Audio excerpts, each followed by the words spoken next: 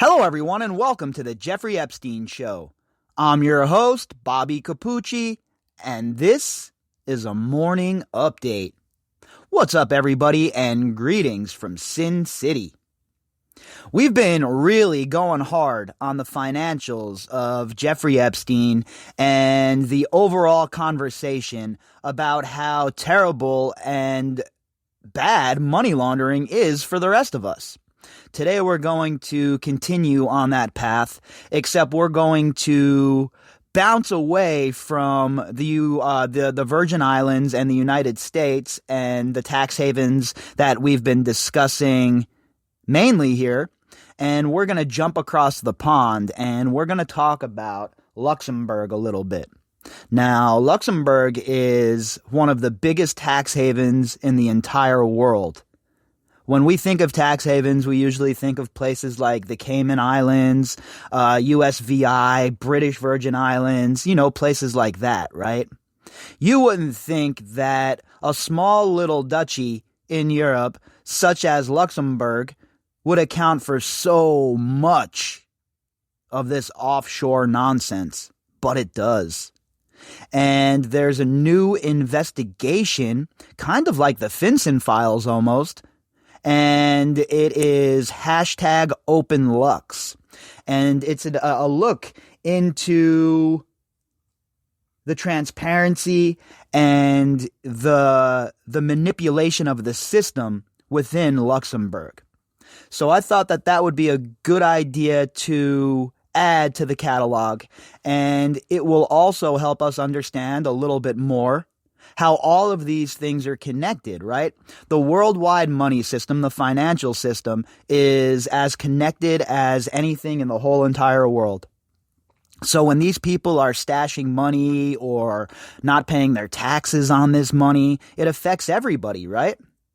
So you add that to the already bubbling cauldron that we have of Jeffrey Epstein, and it shows you how somebody like Jeffrey Epstein was able to manipulate the system for decades and move this money around with nobody being the wiser. And as we continue to paint that picture, it's rather obvious that this whole entire thing was set up for people like Epstein to do exactly what he did.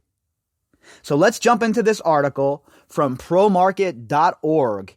And let's see what the authors, Jose Antonio Ocampo and Tommaso Fascio, have to say. Headline: Openlux, why the era of financial secrecy needs to end. And I like that headline right off the bat, right? Financial secrecy. If we're all being logged and, we have to tell the government about our financial transactions, why should these people be any different? What, because they have a few bucks?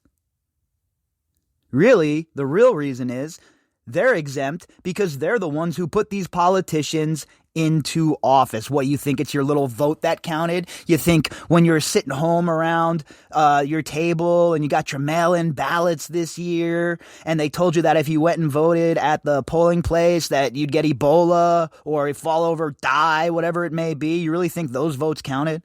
Come on. And I don't just mean this year, okay? Our votes don't mean shit. It's the man with the most money that usually wins. And these hedgies and these banksters, they bankroll both sides of the aisle. Because at the end of the day, they don't care, right? They care about making sure that the laws that are put on the books are beneficial to them.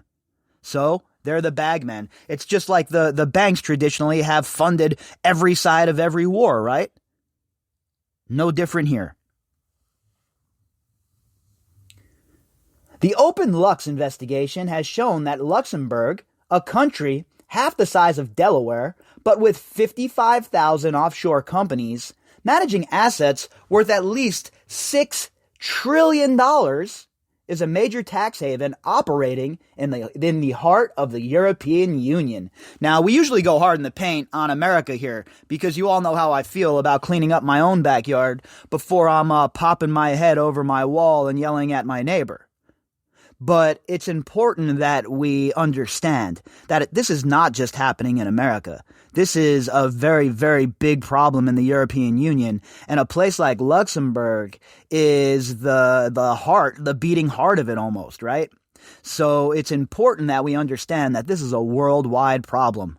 And all of our governments need to work together to stop it. And that's where the problem is, right? Why would these elected officials want to stop something so beneficial to them? Openlux, conducted by the Organized Crime and Corruption Reporting Project and other media outlets, is just the latest in a series of investigations shedding light on the offshore financial system, costing governments around the world close to $500 billion each year in lost income and corporate tax revenues. So you see, what happens is you have all of these corporations and these executives for these corporations. They'll come out and they'll get people whipped up over stuff like this, right? Oh, well, we're paying too much in taxes and it's communism. Meanwhile, they're not paying nothing in taxes, and they're manipulating the argument between left and right into a situation that, once again, is beneficial to them. These people know what they're doing. They definitely know what they're doing. And it affects us all. I don't care what side of the aisle you're on. $500 billion in lost income and corporate tax revenues? Think about what that $500 billion could do for the poorest amongst us. What if that money was repurposed? What if these people just paid, I know this is a cliche statement, but what if they just paid their fair share? They can't do that, though, because that is below them. The system is set up for them to not have to do that, right? So why would they? As much as I want to be mad at the scumbags using these loopholes and manipulating the system and laundering all this money, the people that allow them to do it are just as culpable, in my opinion. The use of offshore structures allows not only the real ownership of wealth to remain hidden, but also its location and perhaps its very existence. This same secrecy also creates fertile ground for tax evasion, avoidance, and for financial crime deals, unquantifiable political damage as secrecy-shrouded capital infiltrates the Western political system. And look, I remember growing up, people always said, oh, America, that can't happen here. When I was a kid, the terrorism that would happen around the world. Oh, this is America. That'll never happen here. And America, in its arrogance, didn't realize that, yes, it could happen here, okay? And if you think that this disgusting money that's coming in from these oligarchs, these drug dealers, these human traffickers, and other undesirables isn't finding its way into the pockets of our politicians, you are not paying attention.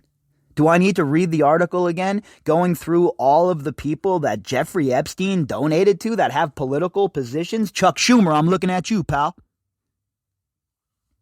Until the 2008 financial crisis, there were few political brakes on the expansion of tax havens.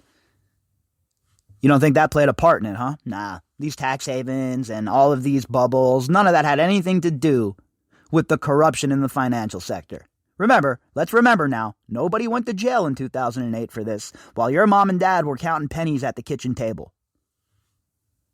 Governments then came under pressure to close large budget deficits and to placate voters furious about taxpayer-funded bank bailouts and the ability of multinationals and the wealthy to escape paying their fair share, widening inequality in both cases. And this is what I talk about when I say inequality. When they talk about it in the legacy media, what they're trying to do is get you jazzed up against your neighbor who might have a nicer house than you. That is not the problem, okay? The banksters are the problem. The hedgies are the problem. Just take a look at what happened with Wall Street bets.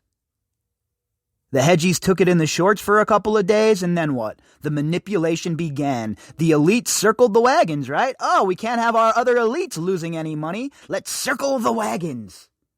And that's what they do. And how do you think the inequality continues to increase?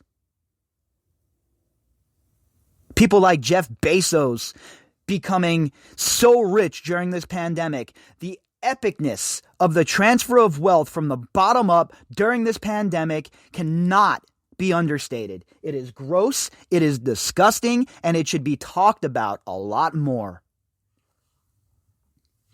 The fight against tax evasion became a political priority in rich countries, and the pressure on tax havens mounted.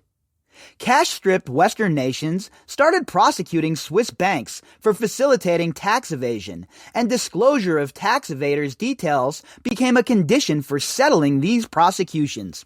Now you notice, none of these governments gave a lick before, right? But the second their bottom line started to be affected, the second the financial crunch started, and they couldn't make their deadline or their bottom line, oh, it's a problem now. But when you're getting screwed, when your children are getting screwed, no big deal. No big deal. Just take it in the pants. Get up and go to work. It's no big deal. That's your lot in life, folks. Your lot is to just get up, go to work, and do what they tell you to do, and never, ever think about getting 1 inch ahead. At a summit held in April 2009, G20 countries urged each tax haven to sign at least 12 information exchange treaties under the threat of economic sanctions. Between the summit and the end of 2009, the world's tax havens signed a total of more than 300 treaties. And look what it took for that to happen, folks. The whole entire system had to collapse. The whole thing had to come tumbling down on its head. Now, that was 2009. We're in 2021, and you see all of these other bubbles starting to form. You see all of these other bubbles ready to pop. And you have people coming out and acting like everything's fine. Nothing is fine. We are still on a very, very, very, very, very, very sloped path. The era of banking secrecy was over. Along came the OECD Common Reporting Standard, a regimen to exchange financial information automatically across borders so as to help tax authorities track the offshore holdings of their taxpayers. That's a good thing, right? And again, I wish that after 2009, when they put all of these things into effect, that they would have really put some serious laws on the books that had teeth. Because again, they can blow smoke up our ass all they want, but at the end of the day, results matter. And none of these people went to prison for what they did.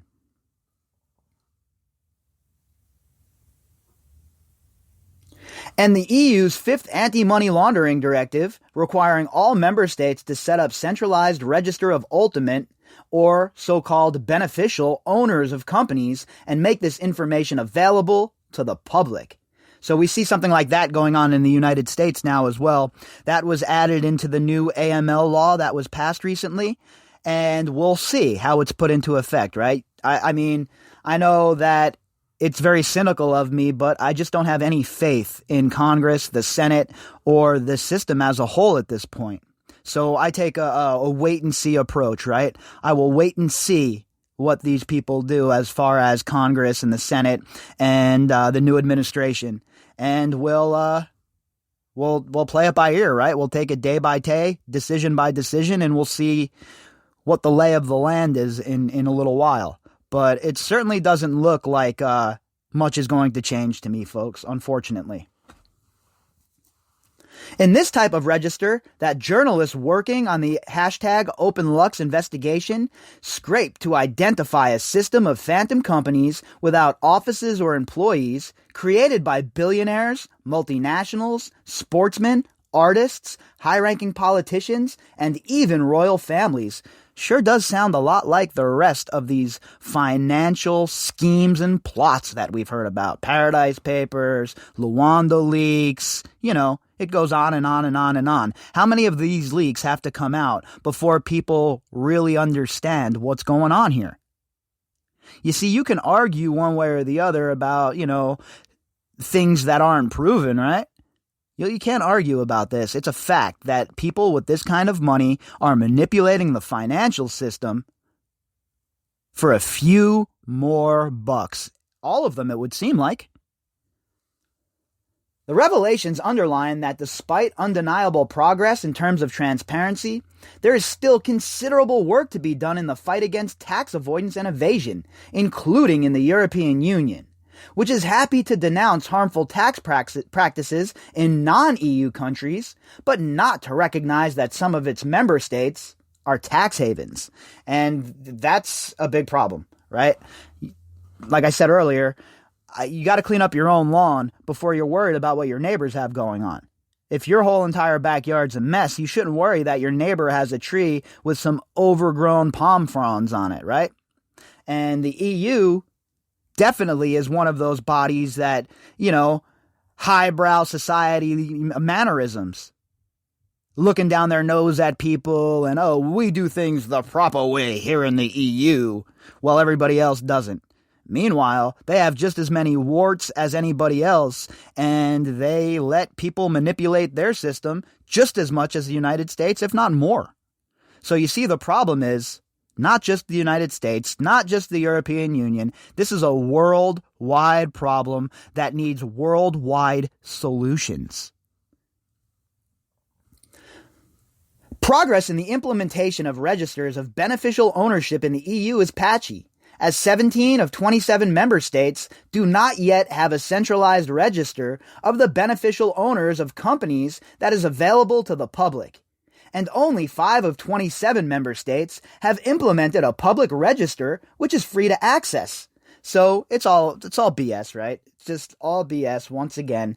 Only 5 of the 27 member states have implemented a public register. Oh, I wonder why. Could it be because the people that would be in the register are the ones who are funding the political system as well? Oh, I know that can't be it, right? That would never happen. There's never any corruption in the political system. People are hella naive if they think that this stuff doesn't go hand in hand. Beneficial ownership data is only useful if it is public, of good quality, and easy to access, so society can hold wrongdoers and governments to account. And that's the last thing they want, right? They want to act in their shroud of secrecy. They want to move in the shadows. They want to make these moves without anybody being the wiser. If they have to pay 1 cent more than they think they should, then it's a whole big problem, and that all the laws need to be struck from the books and then put back down again. That's basically what these people do, right? Obviously, that's a bit of hyperbole there, but these people are the kingmakers. They have the money. And if you look at the absurd amount of money it takes to win an election, the answer is right there staring you in the face. Do you think it's your vote that counts? Or do you think it's the bag of money dropped on someone's desk by people like this? The register in Luxembourg only employs 59 people to ensure compliance with the legal obligation to declare the beneficial owners of more than 100,000 entities. Various types of legal entities in Luxembourg are not required to register their legal ownership information, and other loopholes exist, which means that companies can continue to operate with absolute secrecy. And what do you think? Those loopholes we're putting there for me and you when we're doing our 1099 taxes, when we're writing off that we use our home office? Of course not, folks. These loopholes there's no loopholes for me and you. There's only loopholes for big time so-called elites. And the whole entire system is set up for them to continue to snatch the wealth from the rest of us. And when I say the rest of us, I don't mean, the communist working man. I mean all of us, bro. If you're making less than, $250,000, $300,000 a year, you're poor. Breaking news. I don't know if you know that or not, but I hate to break it to you. The Luxembourg Register is not alone in its failings. The UK's equivalent register, which since 2016 requires companies to disclose the people who own or control the company, has been subject to criticism for failing to compulsorily verify the information provided for company directors, beneficial owners, and persons filing the returns. Again, England is, where do you think Wall Street came from, right? All of this financial nonsense was birthed in England. So you want to talk about old, dark money? Paris and England are two fantastic places to start. And if you think that the old wealth in England is going to let anybody get in the way of them stealing from the rest of us, you have not been paying attention. These people do not care about me or you or anybody else who is not part of their gang. The FinCen Files investigation last December, which exposed how some of the world's biggest banks were at the center of a sprawling global money laundering industry, has shown how the current loopholes allow anonymous shell companies to launder money through the UK at a cost of $24 billion a year. Now, to my friends over in the UK, what could $24 billion a year do for the country right now? How many people are hurting? How many people are starving? How much food could $24 billion provide for people who need it? But guess what? That $24 billion, right in the pocket of the scumbags we talk about on a regular basis here on the podcast. Now, if that doesn't make you ill, if that doesn't make you want to curl up into the fetal position and cry yourself to sleep, I don't know what will. Because it's a daunting task, folks, to hold these people accountable. And the only way it's ever going to happen is if the legacy media digs in. Because they have the reach, right? We can only reach so many people. But unfortunately for us and society as a whole, legacy media is in on it. It's not that there is no demand for accurate information. More than 6 billion requests to access the UK company register were made in 2018, a huge increase from when paywalls were still in place, circa 6 million. But things are slowly starting to improve in the EU and elsewhere. That is the case, right? We see some light at the end of the tunnel. But again, I remain skeptical because I don't trust the politicians. I don't trust the people we sent to Washington, D.C., and I don't trust the people that are in Brussels. I don't trust the people in London. I don't trust any of these people in the power structure. I think there needs to be an absolute shakeup. Do we really need everybody who's a politician to have graduated from Harvard? We don't need any electricians or plumbers or school teachers or anything like that, huh? Everybody has to be a so-called member of the elite? The UK government has now pledged to address the deficiency in its system by introducing compulsory identity verification to help trace people who are committing fraud or money laundering, and to giving Companies House greater powers to query, investigate, and remove false information. Look, I'll never shit talk progress, right? If people are trying to make some progress, it's a good thing. But that doesn't mean we can't be highly critical of the process. We need to hold them to a higher standard because, as we have seen with our investigation for the last some odd months into this financial shit show, this affects all of us and all of our communities. So while we might say, oh, well, it's just some rich people stealing, that's just the way it goes, when you look at the overall picture and you see how much of an impact it has on the poorest amongst us, it's not something we can ignore anymore. I mean, what do you think $24 billion in a place like Darfur, Sudan would do? The G20 OECD mandated process looking at reforming the century-old system of taxation of multinationals is negotiating proposals for a global minimum tax, with the U.S. administration now back at the table to try and stop what has been a destructive global race to the bottom on corporate taxation. And this is something that I have to admit I used to be against. I used to be against these extra taxes. I used to think that big business was a good thing for the country, right? Oh, yeah, they care about their people. Then 2009 hit, and I learned a whole lot about big business. And I've learned a whole lot more since then. So yeah, you know what? Sorry. Save the crocodile tears. Pay your fair share. And these multinational corporate taxes, they need to get slapped in the mouth with them. You really think it's okay for a company like Apple to be involved with tax havens and to be having their products made by people basically enslaved? I'm not okay with it, folks, honestly. I think it's disgusting, and there needs to be a reckoning. President Biden has pledged during his campaign to raise the U.S. minimum tax on U.S. corporations' foreign earnings, known as Global Intangible Low Tax Income, or GILTI. Ironic that that's the moniker for it, huh? GILTI, GILTI, to 21%. This measure would not only have the merit of increasing the country's fiscal resources, it would also provide the political support for other countries' policymakers to follow suit. That's fine, and I hope that 46 does that. But here's the deal. I don't want that money going to the Treasury Department. That money should go into some sort of trust fund or some sort of initiative and be reinvested into poor communities. What would $24 billion do for your poor community in your city?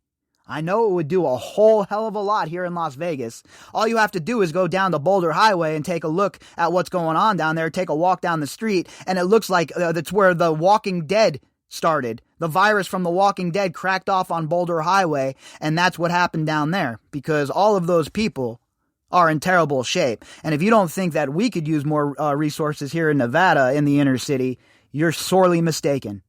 And I know that that's the case elsewhere. So why not all of these fines and all of these taxes? Why not put that back into our communities?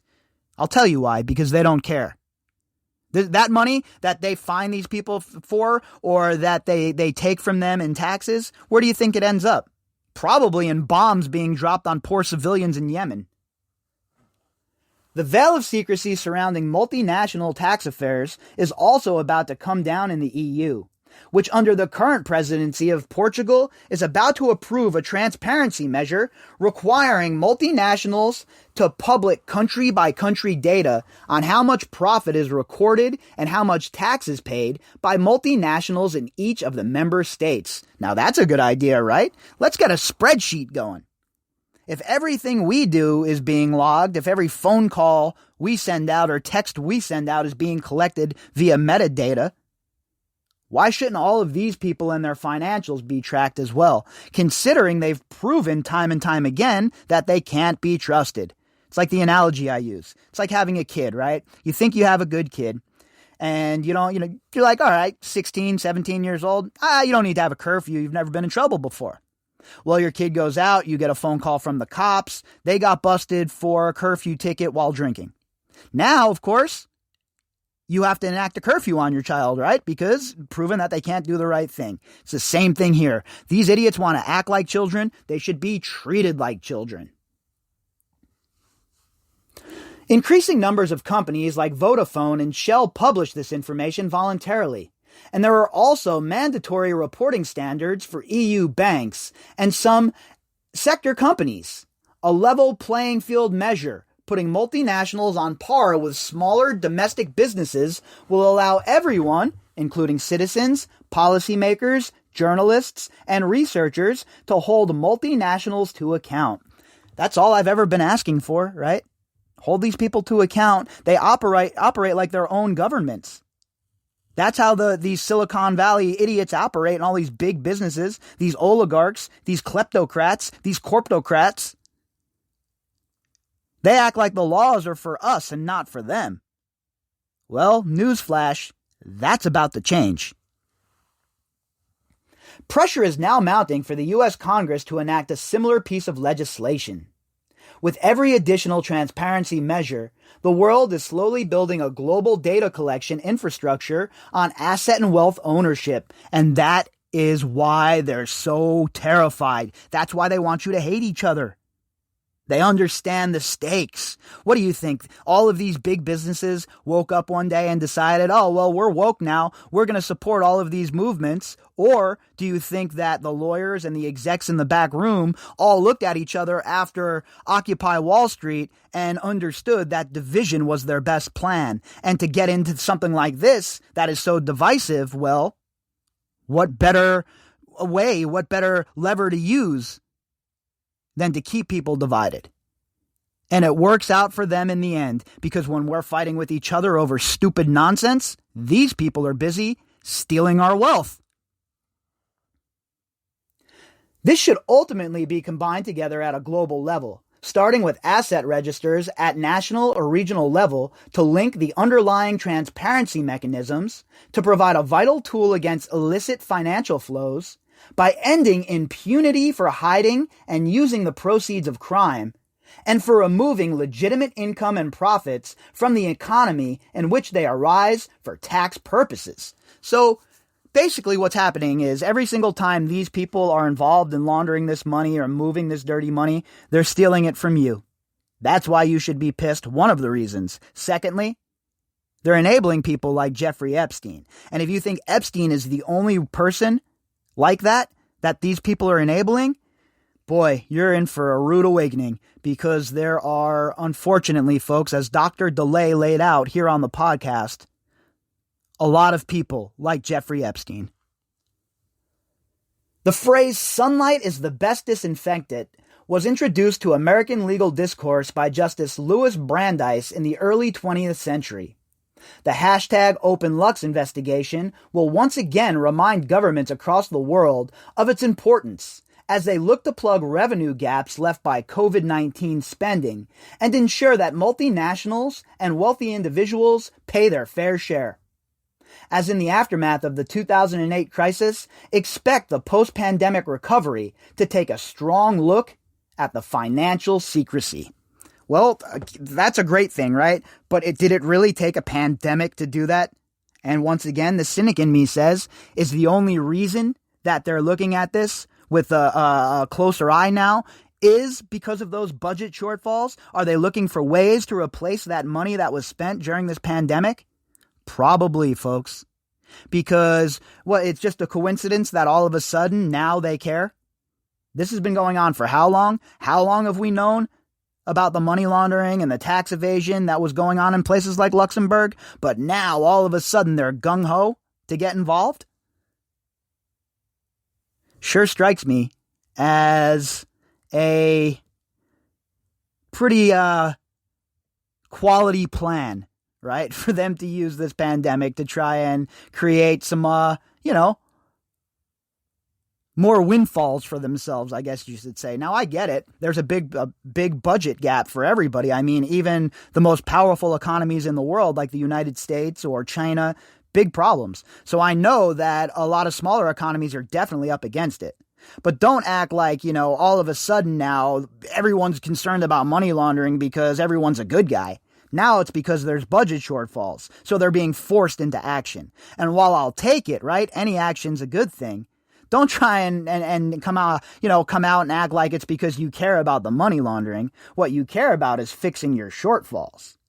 So we'll see how this all breaks with 46 in office now and with the lay of the land starting to change. I really hope that this 25% tax gets slapped on these multinationals too. I can't believe I'm even saying that, right? Because I'm not a big fan of all of the needless taxation that we see on a regular basis in most regards. But if anybody deserves to get slapped in the mouth with a bunch of taxes, it's these multinational corporations. If you'd like to contact me, you can do that at bobbycapucci@protonmail.com. That's BOBBYCAPUCCI at protonmail.com. You can also find me on Twitter at BOBBY_CAPUCCI. All of the links that go with this episode can be found in the description box. All right, everybody, I will be back later on tonight with the Daily Drop, and we'll go through our Mention It Monday segment as well. Have a great day, everybody.